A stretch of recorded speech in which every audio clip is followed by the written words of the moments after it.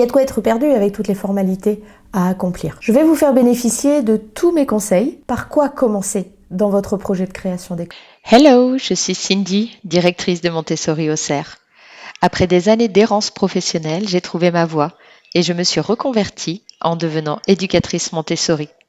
Puis j'ai fondé Montessori Auxerre, tout à la fois école, collège et centre de formation. Depuis 7 ans, j'accompagne parents et professionnels dans leur découverte pédagogique et j'aide désormais les créateurs d'écoles à réaliser leurs rêves. Si vous êtes à la recherche de partage, de retours d'expérience et de conseils, en toute bienveillance, vous êtes au bon endroit. Sur cette chaîne, seule ou avec mes invités, je vous partage toutes mes astuces pour vous inspirer, vous aider à atteindre vos objectifs et faire en sorte que vous puissiez développer l'école de vos rêves. Alors installez-vous confortablement et c'est parti pour l'épisode du jour. Bonjour à tous et bienvenue dans cette vidéo. Je suis ravie de vous parler aujourd'hui dans un format un peu différent de d'habitude, car pas de vlog aujourd'hui, mais quelques conseils pour bien démarrer sa création d'école. Si vous avez cliqué sur cette vidéo, c'est que vous vous demandez sans doute par quoi commencer dans votre projet de création d'école. Et il y a de quoi être perdu avec toutes les formalités à accomplir. Je vais vous faire bénéficier de tous mes conseils et de mon retour d'expérience, puisque j'ai fondé Montessori Auxerre, l'école il y a 6 ans et le collège cette année. Alors je sais de quoi je parle. En 2 épisodes, nous aborderons votre état d'esprit pour partir sur des bases solides. Et dans un prochain épisode, nous parlerons des détails pratiques et des grandes étapes à mettre en place. Dans ce premier épisode, nous allons aborder la question d'un point de vue mindset. Quel est votre état d'esprit? C'est primordial, à mon sens, avant de partir dans toutes les formalités administratives. Il faut d'abord que ce projet, il prenne vie. Vous avez une idée dans votre esprit, il va falloir lui donner du corps, il va falloir la détailler, rentrer vraiment dans des détails très précis. Ce projet, vous allez le nourrir avec vos rencontres, avec les différents médias que vous allez consulter, les associations, les lectures que vous faites. Tout ça, ça va alimenter votre projet de création d'école. Et l'idée que vous en avez au départ va peut-être évoluer par rapport au final, à ce que ça donnera. Et c'est tant mieux, c'est comme ça que les choses doivent se dérouler. Donc si vous ne savez pas par quoi commencer, si vous êtes bloqué pour le moment, c'est normal au début, pas de panique, tout va bien. Je vais vous prendre par la main et ensemble, nous allons avancer. Au sommaire aujourd'hui, je vais donc vous aider à construire votre vision en clarifiant les raisons qui vous poussent vers ce projet un peu fou quand même, il faut bien le dire, en précisant vos objectifs. Nous allons commencer par lister les obstacles que vous rencontrerez et les solutions, bien entendu, que vous pourrez apporter à ces obstacles. Et enfin, nous établirons votre plan d'action détaillé qui vous mettra dès aujourd'hui en route vers votre rêve. Je vais vous partager les raisons qui m'ont poussé à créer Montessori Auxerre, les obstacles auxquels nous avons dû faire face et les solutions que nous avons trouvées pour y répondre. Alors c'est parti sans attendre et nous commençons par votre vision. Ok, mais c'est quoi une vision? Votre vision, c'est votre projection vers le futur. C'est le cap que vous vous donnez. Comme l'étoile polaire qui guide les marins, votre vision, c'est le phare qui va vous guider, qui va éclairer votre chemin dans les semaines et dans les mois à venir. Alors ça vaut la peine qu'on s'y intéresse un petit peu. Dans chaque projet, quel qu'il soit d'ailleurs, que ce soit une création d'école ou autre chose, il faut d'abord commencer par clarifier ses raisons. Qu'est-ce qui vous pousse à vous lancer dans ce projet? Pourquoi vous le faites? Ces raisons, ce sont le moteur de votre projet. Elles forment la base de votre vision. Alors, commencez par vous poser la question « Pourquoi je veux créer une école ?» C'est le moment de sortir une feuille blanche et de noter tout en haut. Première question, pourquoi je veux créer une école? Mettez la vidéo en pause, prenez 5 minutes à tête reposée là et interrogez-vous réellement. Pourquoi? Listez toutes les réponses qui vous viennent. Peu importe qu'elle vous semble farfelue, réaliste, personne n'ira lire cette feuille. Mais vous, ça va vous permettre de poser des choses et de faire émerger des choses importantes. Donc, on y va, une feuille blanche ou un carnet, comme vous voulez. Première question, pourquoi je veux créer cette école? Et listez les réponses. Et là, peut-être que vous pêchez un peu en fait. Bon, je vais vous donner les réponses possibles. Par exemple, ça pourrait être parce que mon enfant rencontre des difficultés dans sa scolarité et qu'il n'existe pas d'autres méthodes d'enseignement à proximité de mon domicile. Ce fut le cas pour mon fils. Ou bien parce que je suis passionnée d'éducation, que j'ai toujours voulu enseigner, mais que je ne me retrouve pas dans les valeurs de l'éducation nationale. Ça pourrait être aussi, je suis convaincue que l'écologie doit être au cœur des enseignements et n'est pas suffisamment traitée à l'heure actuelle.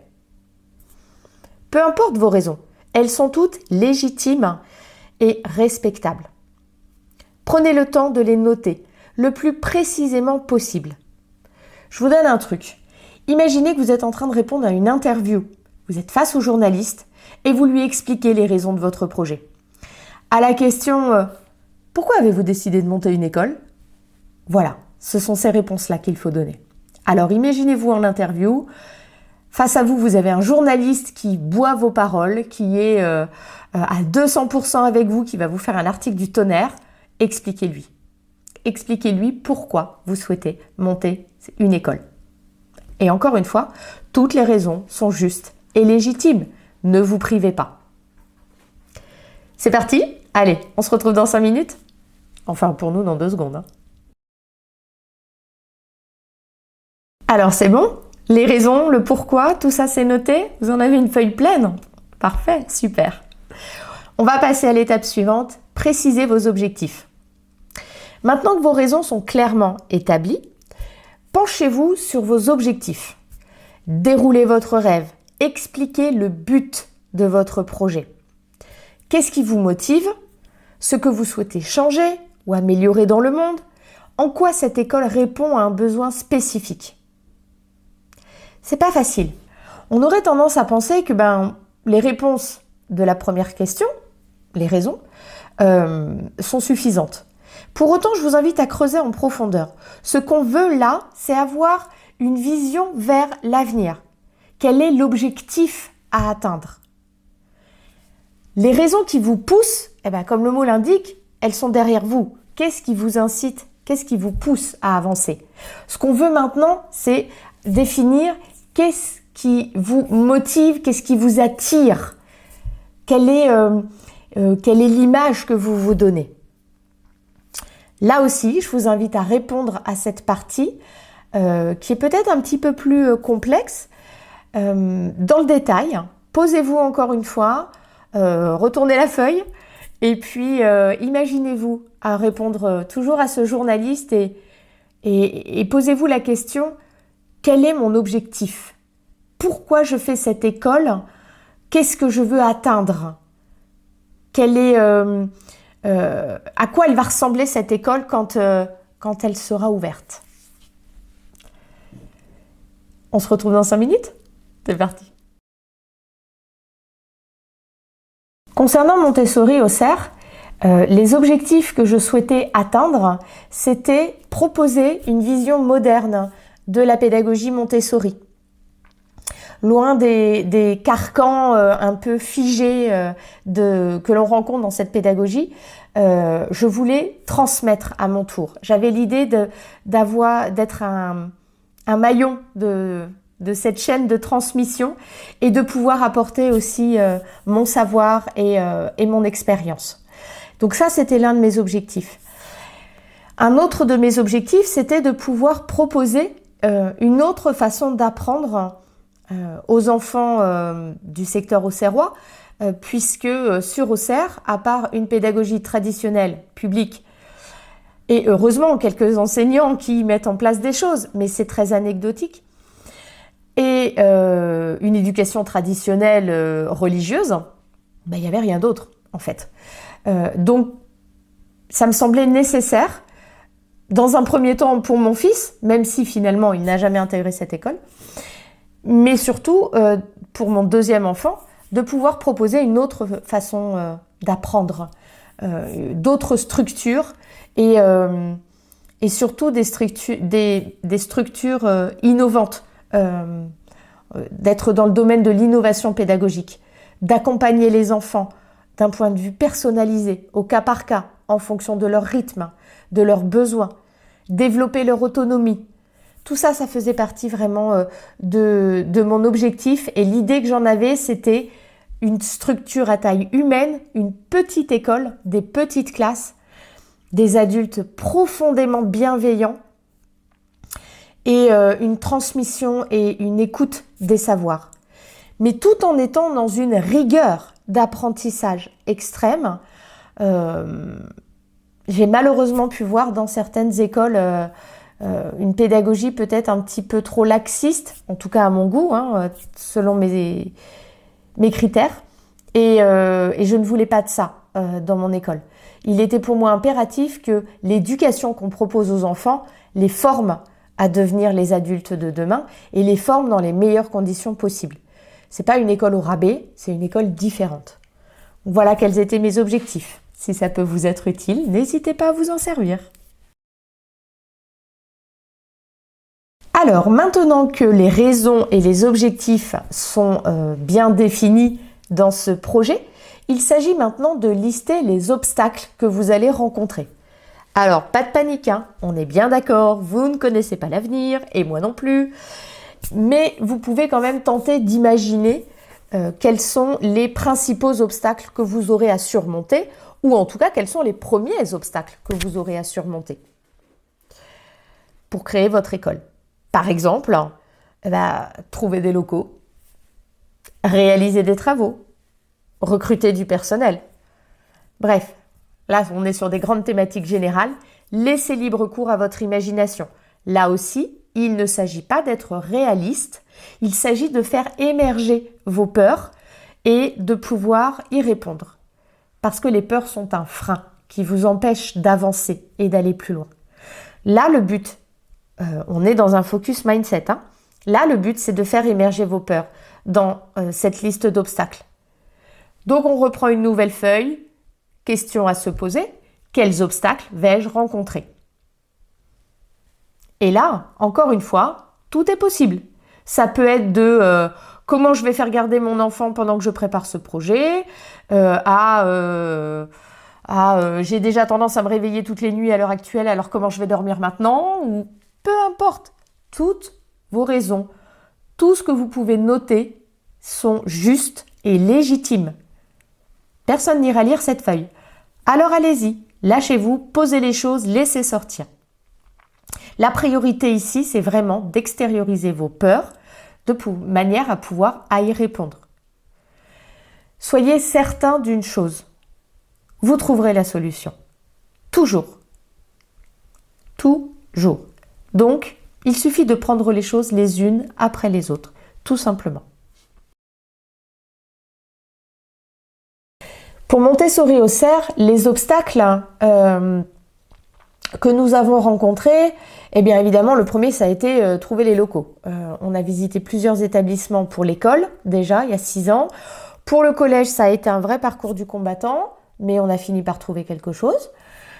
Donc ça nous a demandé aussi des ressources assez importantes, mais ça nous a permis aussi de rencontrer des personnes que l'on n'aurait pas rencontrées si on n'avait pas eu ce besoin difficile à combler. Donc un mal pour un bien finalement.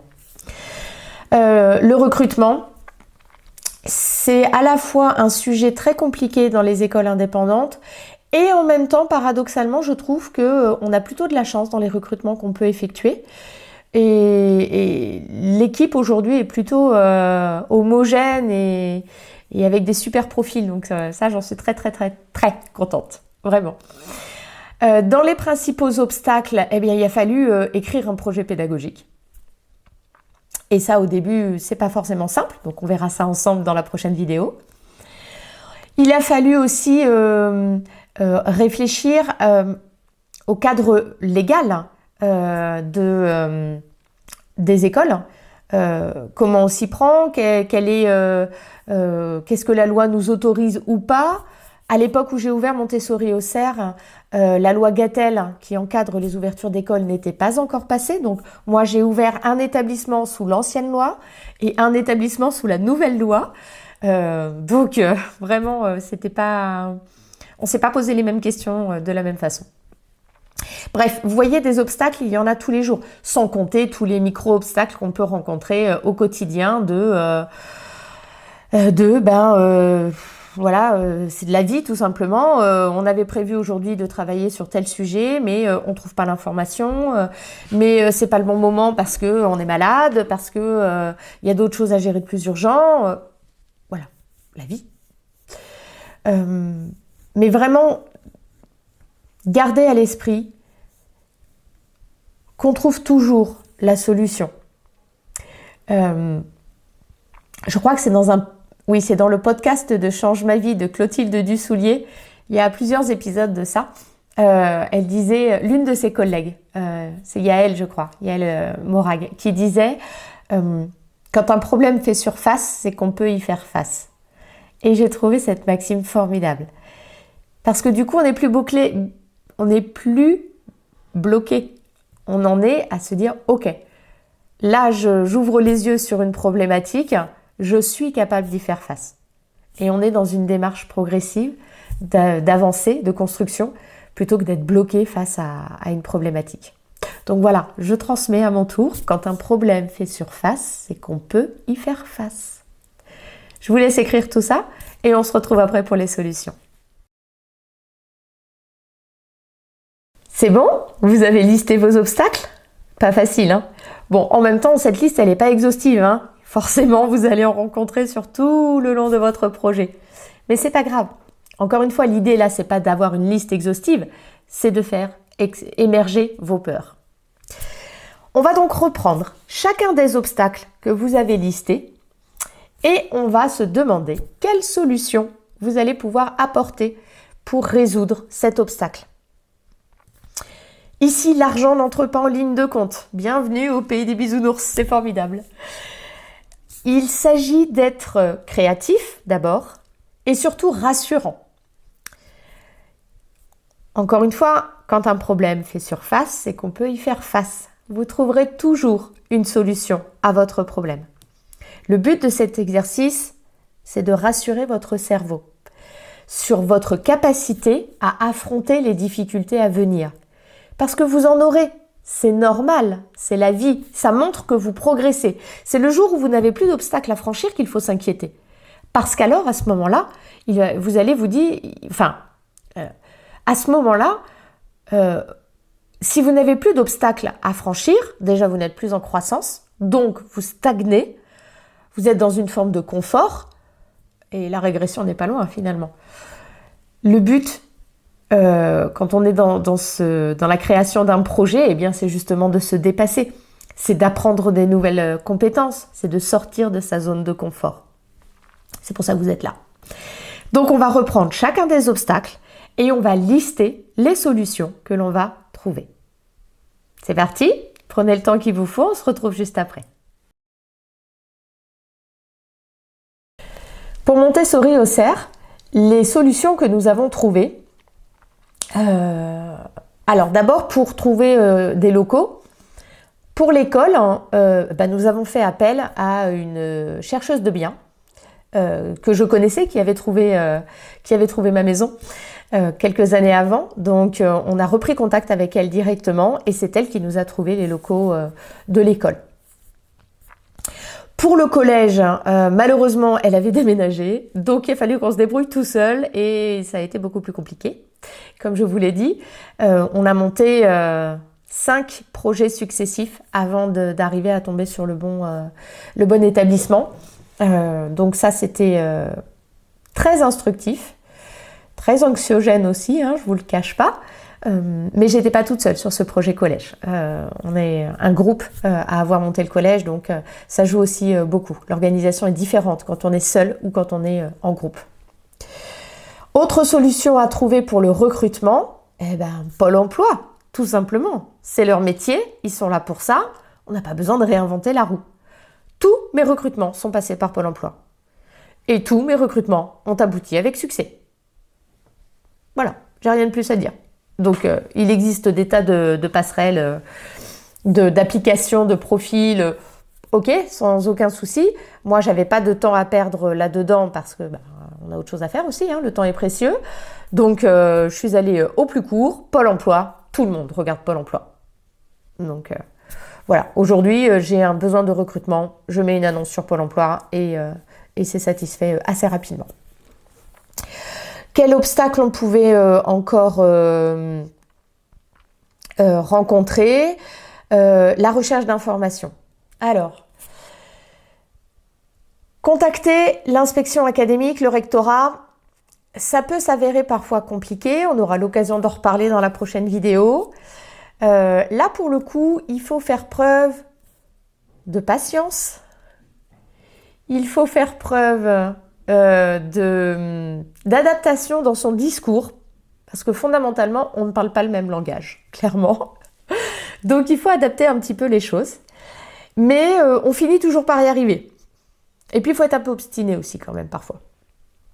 Bon, mais ça, c'est la nature humaine qui est comme ça. Hein. Donc, petit à petit, on y arrive. Et puis, si c'est pas aujourd'hui, c'est le lendemain avec la collègue qui gère le dossier au rectorat. Mais on finit par trouver les informations et par arriver. Mais surtout, ne pas rester avec une question en suspens à laquelle on ne trouve pas de réponse.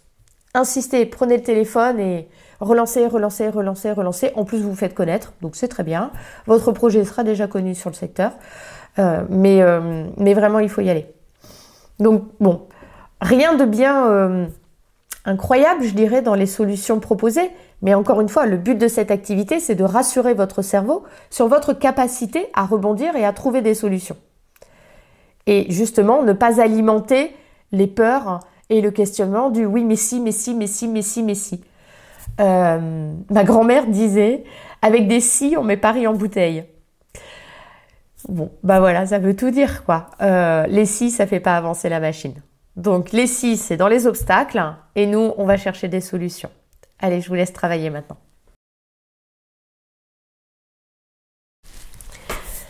Ok, vous avez des raisons, vous avez des objectifs, vous avez des obstacles, vous avez des solutions. Beau travail, bravo! Ça a déjà bien avancé tout ça. Une dernière chose primordiale. Tout objectif, tout projet, quel qu'il soit, doit avoir une date butoir. Sinon, c'est la procrastination assurée. Vous devez avoir une date de réalisation de votre rêve. Alors évidemment, c'est pas une date fixe, ferme et définitive. Ça va évoluer en fonction de la vie de votre projet, tout simplement. Mais ça va vous permettre de vous ancrer dans le concret. Voilà. D'avoir les pieds sur terre, de ne pas partir dans des choses irréalistes et de pouvoir surmonter les challenges dans un laps de temps raisonnable et cohérent dans votre vie actuelle. Donnez-vous à minima une date de réalisation pour votre projet. Votre école, elle ouvre quand? Soyez précis. Votre école, elle ouvre quand? Notez-le. Si c'est repoussé, tant pis, c'est pas grave. Si c'est avancé, tant mieux. Mais donnez-vous une date. Et cette date ne doit pas être trop longue. C'est pas dans 3 ans l'ouverture de votre école. Mais c'est pas non plus dans 1 mois. Un juste milieu. Anne Coffinier de Créer son école a indiqué dans son dernier podcast qu'un projet de création d'école dure entre 9 mois et 1 an, à peu près, pour qu'il puisse voir le jour.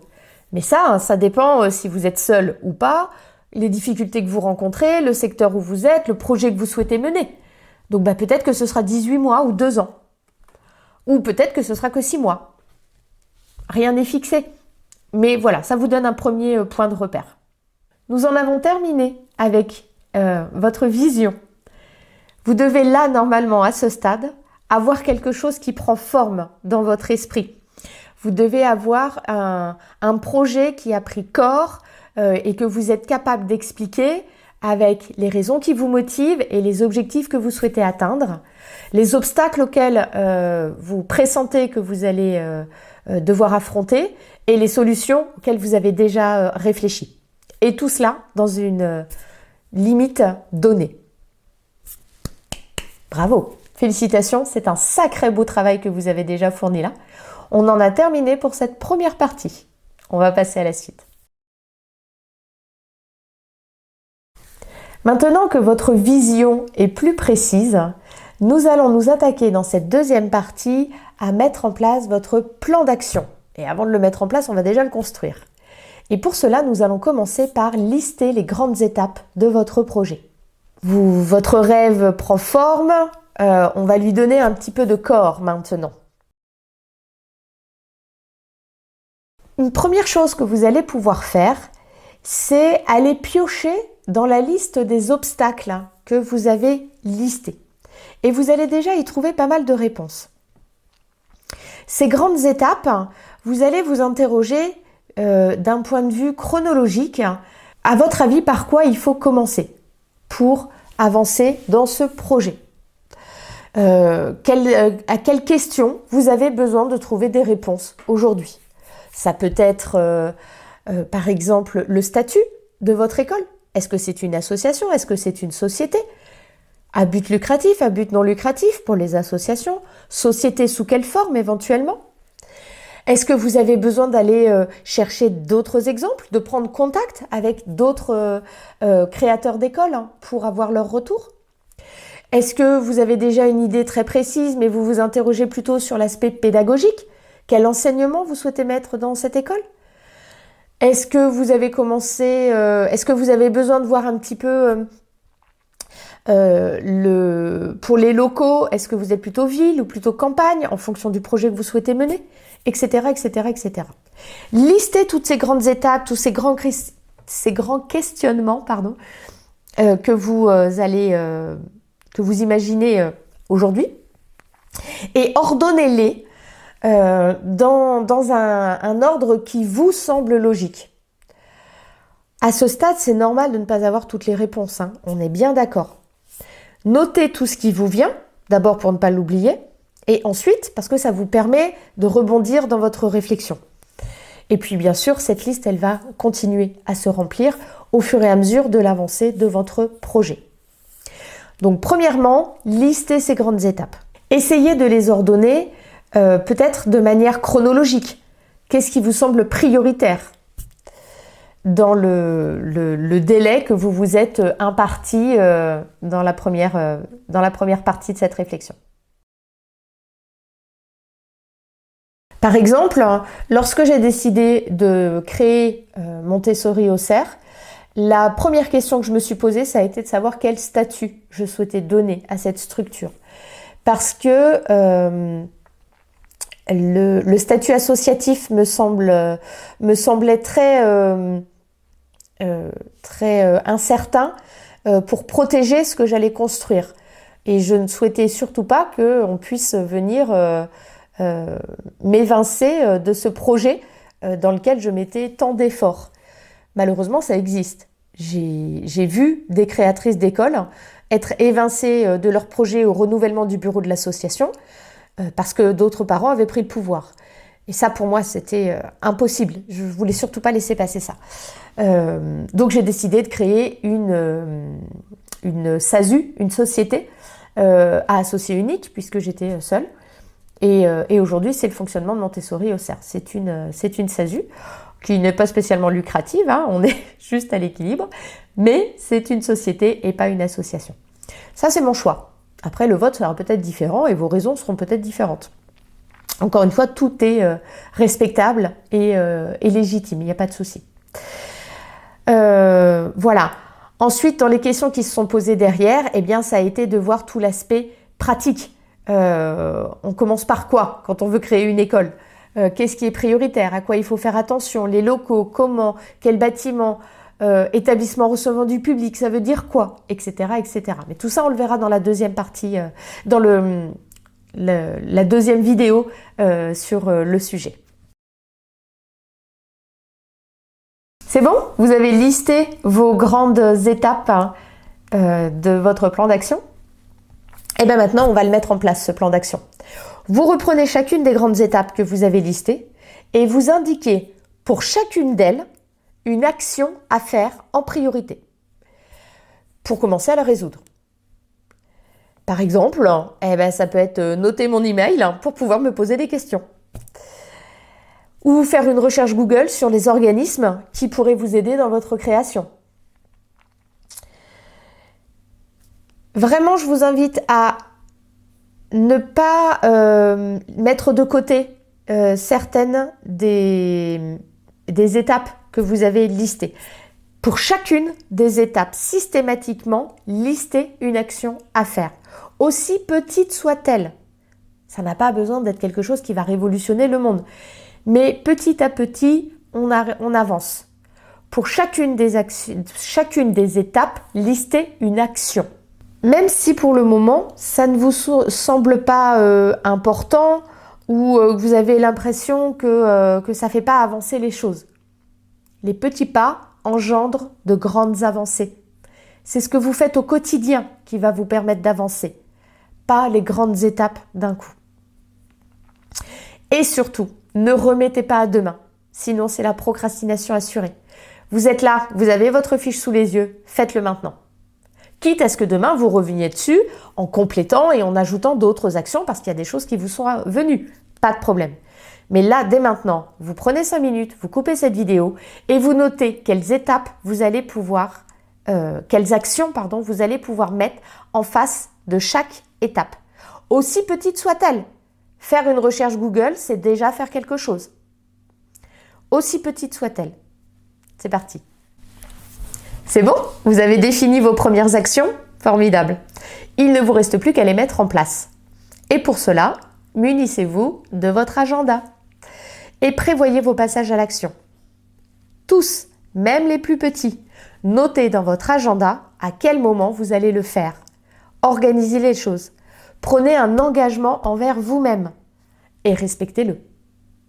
Désormais, vous êtes sur la voie de votre projet de création d'école. C'est parti, vous êtes en route. Allez, félicitations. Je vous laisse reprendre votre agenda et vous notez pour chacune des petites actions, ou grandes même, que vous avez programmées. Indiquez-les dans votre agenda, prenez rendez-vous avec vous-même et mettez-vous au travail. C'est parti.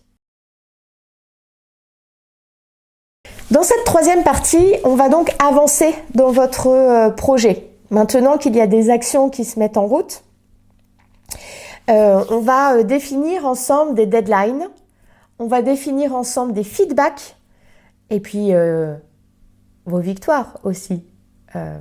Célébrer vos avancées pour pouvoir maintenir la motivation. Les deadlines, qu'est-ce que c'est? On a déjà fixé ensemble une première grande date butoir, c'est la date d'ouverture de votre école. Et ça, c'est pas rien déjà. Je vous ai demandé pour chaque grande étape de lister les actions que vous allez mettre en place et ces actions de les programmer dans votre agenda. Il faut que vous ayez des deadlines pour chacune de ces grandes étapes. À ce stade, elles vont être un peu aléatoires et c'est normal. Mais elles nécessitent tout de même d'être posées. C'est important, car un projet sans date, c'est un projet qui est repoussé indéfiniment. Il faut que vos étapes aient une date butoir, une deadline. Il est donc impératif d'en poser une pour chaque grande étape. Et là, je vous conseille de mettre en place un rétro-planning ou un diagramme de Gantt pour ceux qui sont plus familiarisés avec cela. Et ça vous permettra d'avoir une vision d'ensemble. Donc ce rétro-planning, il va se diviser entre votre date de départ et votre date d'arrivée, la date de l'ouverture. Et durant ce laps de temps, eh bien, vous avez peut-être mois par mois d'abord, semaine par semaine ensuite, toutes les tâches que vous allez accomplir dans un premier temps. Donc, vous allez partir de votre point de départ et vous reprenez les grandes étapes que vous avez déjà listées avec les dates d'action. Et vous commencez à lister comme ça. Une autre façon de faire, ça peut être de vous dire à un moment donné, au fur et à mesure où vous allez avancer dans votre progression, vous allez vous rendre compte que il faut que au maximum, je sais pas, dans les travaux de l'école par exemple, si vous avez des travaux à réaliser, il faut que vos travaux soient terminés X semaines avant l'ouverture. Parce qu'après, il y a toute l'installation qui est à prévoir. Donc votre date butoir, ça va être de combien de temps j'ai besoin pour l'installation, il faut que mes travaux soient finis à cette date-là, par exemple. Et ça va revenir comme ça en arrière à chaque fois, jusqu'à la date du jour. Donc ça, c'est ce qui concerne les deadlines. Concernant les feedbacks, à chaque fois qu'une action est réalisée, je vous invite à faire le point sur celle-ci. Ça peut vous prendre 2 minutes, ça n'a pas besoin d'être quelque chose d'énorme. Définissez l'étape suivante et programmez-la, évidemment. Et puis, revenez sur ce que vous avez fait. Je m'explique. Si l'une de vos étapes, c'était trouver des locaux, et que la première action que vous avez mise en place, c'était prendre contact avec mon agent immobilier à une date précise, eh bien, lorsque c'est fait, revenez sur cette action et est-ce que j'ai pris contact, oui ou non? Est-ce que le contact a été bon, il peut m'aider, oui ou non? Et qu'est-ce qu'il faut que je fasse ensuite? Est-ce que j'ai besoin de contacter quelqu'un d'autre? Est-ce qu'on a rendez-vous pour clarifier nos besoins? Est-ce qu'il a fait émerger des questions auxquelles je dois répondre avant de le recontacter? Par exemple, le budget, l'emplacement, etc., etc. Donc, chaque nouvelle étape va engendrer de nouvelles actions à réaliser. Et à chaque fois, prenez le temps de les lister et de les programmer dans votre agenda. Et faites le point sur le chemin parcouru. Petit à petit, vous allez voir que quand on est focus sur un objectif, on a tendance à oublier le chemin parcouru et on ne voit que ce qui reste à faire. Prenez des temps, une fois par semaine, une fois par mois, pour vous poser et vous féliciter. Quel chemin vous avez déjà parcouru? Bravo! C'est pas rien. Aussi petites soient-ils, ces actions sont importantes. Elles vous permettent d'avancer dans votre projet. Donc ça, c'est chouette. Prenez ce temps-là. Prenez le temps de savourer chaque action et de les fêter.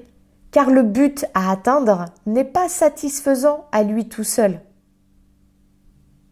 Le but à atteindre n'est pas satisfaisant à lui tout seul. C'est le chemin qui est important. Ce sont toutes ces petites victoires que vous allez prendre le temps de savourer qui vont maintenir votre motivation et vous permettre d'aller jusqu'au bout. Parce qu'un projet, c'est comme la vie, il y a des hauts, il y a des bas. Donc dans les moments où on est dans les hauts, c'est formidable, mais dans les moments où on est dans les bas, on a besoin de se raccrocher à ces victoires-là. Et si vous ne les avez pas fait émerger avant, c'est pas quand vous êtes dans les bas que vous allez aller les chercher. Donc vraiment, prenez ce temps pour garder votre motivation et encourager vos victoires. Et partagez ce projet. Ne restez pas seul avec ça. Même si vous êtes seul à le monter, partagez-le, parlez-en autour de vous. Ça va vous apporter de la motivation. Et surtout, vous aurez l'impression d'avoir des comptes à rendre. Et du coup, ça va vous booster un peu dans les moments où on procrastine. Et puis, ça peut aussi vous apporter des solutions. Alors, pourquoi s'en priver? Alors, c'est parti. Donc, deadline, feedback et avancer. Ça, c'est pour la suite du programme. Et nous voilà déjà à la fin de cette vidéo. J'espère que vous aurez appris quantité de choses et que, ça y est, vous êtes lancés. Vous avez lancé la machine. Comme je vous l'ai dit au début, une deuxième vidéo va suivre avec cette fois-ci des choses beaucoup plus pratiques et techniques. Donc, vous inquiétez pas, vous allez avoir des réponses à pas mal de vos questions. Mais c'est tout pour ces conseils mindset et organisation qui, encore une fois, me semblent préalables, voire obligatoires, avant tout lancement de projet. Donc, mine de rien, ça y est, vous êtes dedans, vous avez lancé les choses, donc bravo, félicitations. Ces étapes, elles ne sont pas valables uniquement pour la création d'une école. Vous pouvez parfaitement vous les approprier pour n'importe quel projet que vous souhaitez mener. Donc, n'oubliez pas d'enregistrer la vidéo et d'y revenir plus tard. J'espère que cette vidéo vous aura été utile et je vous retrouve donc bientôt pour détailler la suite de la création d'école. N'hésitez pas à me poser vos questions en commentaire ou à m'envoyer un message sur Instagram. Pensez à vous abonner, à activer la cloche et à ne rater aucune vidéo. Je vous souhaite une bonne journée, une bonne soirée, une bonne après-midi, où que vous soyez. Portez-vous bien et à bientôt. Ciao, ciao!